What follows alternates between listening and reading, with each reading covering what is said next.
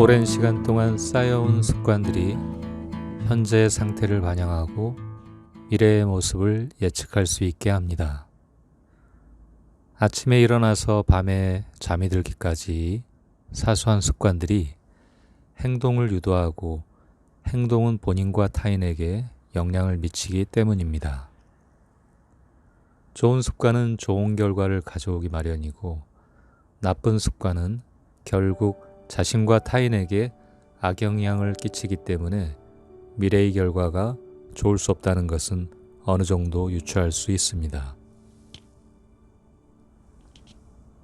결국 습관이 인생을 좌우하기 마련입니다. 그렇기에 어떻게 하면 좋은 습관으로 하루하루를 채워나갈지 고민할 필요가 있습니다.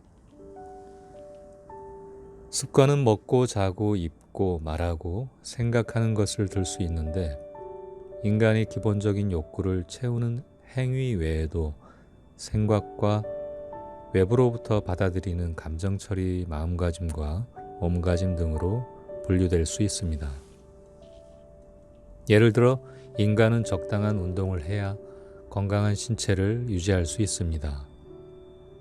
하지만 일부러 운동하기 위해 날마다 시간을 투자하는 사람들은 많지 않습니다.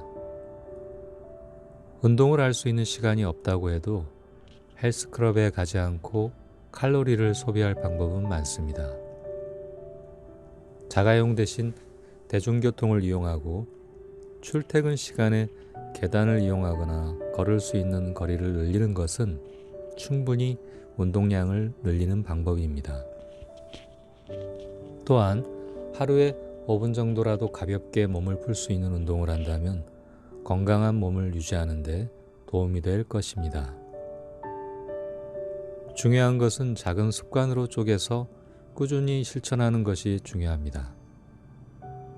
마음먹고 짧은 시간 내에 원하는 효과를 얻고자 하는 계획은 실패할 확률이 높습니다. 대부분 시간이 많이 소요되거나 인내해야 하는 경우가 많기 때문입니다. 실천하기 쉬운 작은 습관으로 일상을 채워나가는 것이 효과는 빠르게 나타나지 않을 수 있겠지만 꾸준하게 성장할 수 있는 계기를 마련하게 됩니다. 독서는 마음의 양식으로 수많은 지혜로운 사람들과 만날 수 있는 간접적 경험을 제공합니다.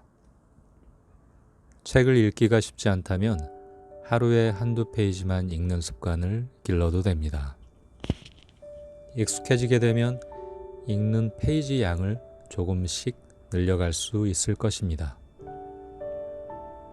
먹는 음식과 음료를 조금씩 바꿔보는 습관도 건강을 유지하는 데 도움이 될 수 있습니다.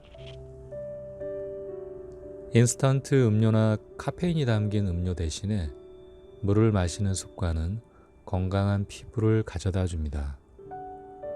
물을 주기적으로 마시게 되면 피부에 충분한 수분이 공급되어 노화를 방지하게 됩니다. 또한 소화와 장 기능을 활발하게 하고 몸의 노폐물도 제거하는 효과가 있습니다.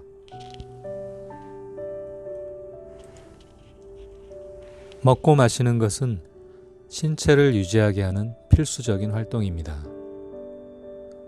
먹고 마시는 것은 즐거워야 합니다. 하지만 몸에 악영향을 미치는 것은 가려서 먹을 필요가 있습니다. 몸을 불편하게 하거나 질병을 가져다 줄 수도 있기 때문입니다. 몸이 문제가 생기면 정신적인 건강에도 영향을 미치게 됩니다.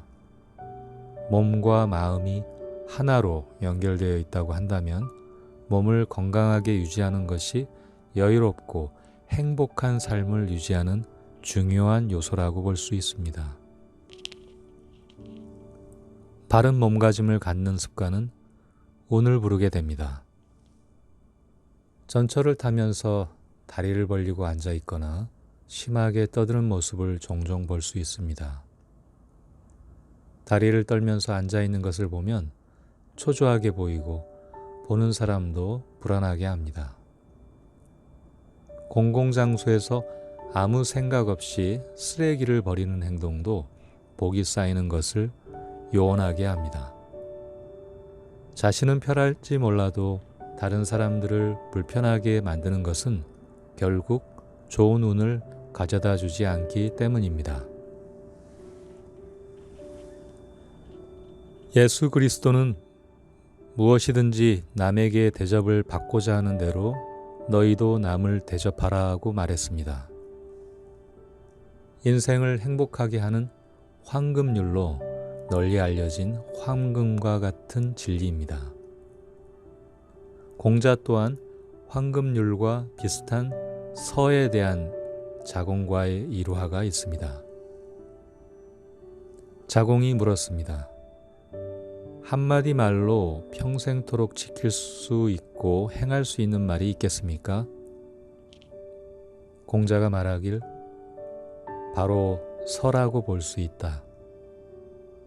자신이 원하지 않는 일을 남에게 강요하지 않는 것이다. 서는 역지사지의 마음으로 남의 마음을 헤아리고 자신과 같이 생각하며 용서한다는 뜻입니다.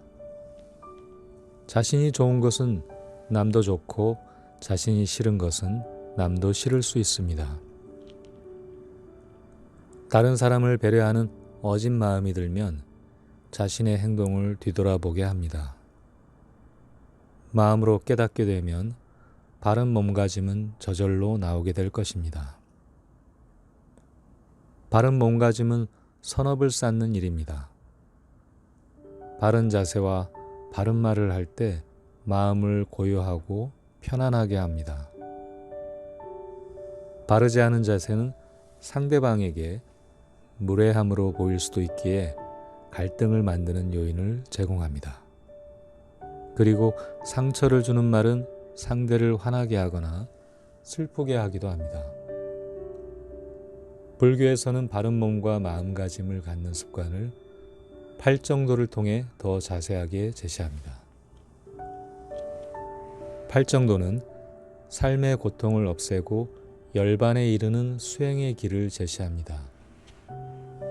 정견, 바른 견해, 정사유, 바른 생각, 정어, 바른 말, 정업, 바른 행위, 정명, 바른 생활, 정정진, 바른 노력, 정념, 바른 마음 챙김, 정정, 바른 지혜.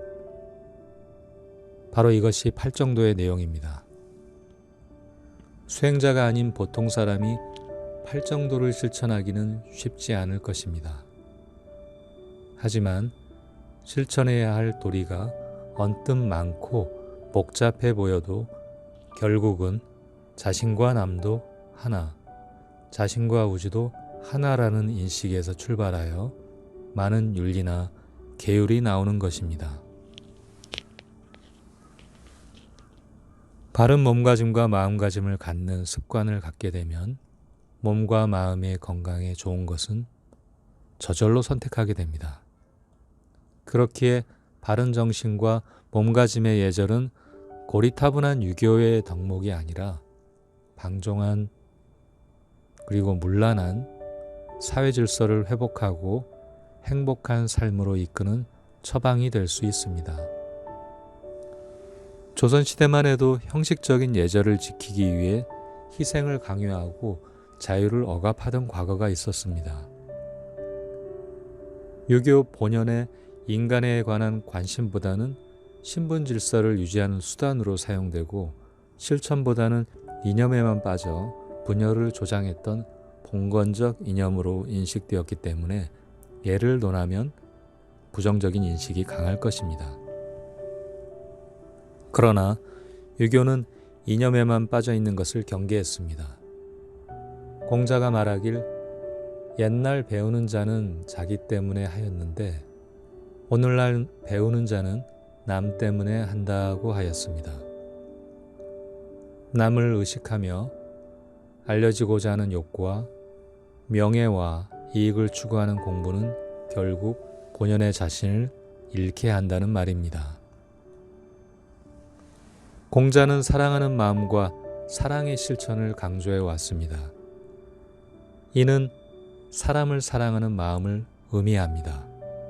그리고 예는 사랑의 실천을 의미합니다. 결국 바른 마음과 행동을 통한 작은 사랑의 실천은 품격을 올려주고 은은한 향기가 나오게 합니다. 향기로운 사람 주위에는 향기를 사랑하는 사람들이 모이게 마련입니다. 그리고 그들도 향기롭게 만들고 작은 사랑을 실천하게 합니다. 자신을 사랑하면 올바른 작은 습관의 실천으로 채워야 합니다. 올바른 작은 습관으로 사랑을 실천하면 타인을 사랑하는 마음의 여유가 생길 수 있습니다. 이러한 삶을 실천하는 향기 있는 사람들과의 교류는 맑고 밝은 기운으로 오늘 좋은 방향으로 인도하며 삶을 풍요롭게 할 것입니다.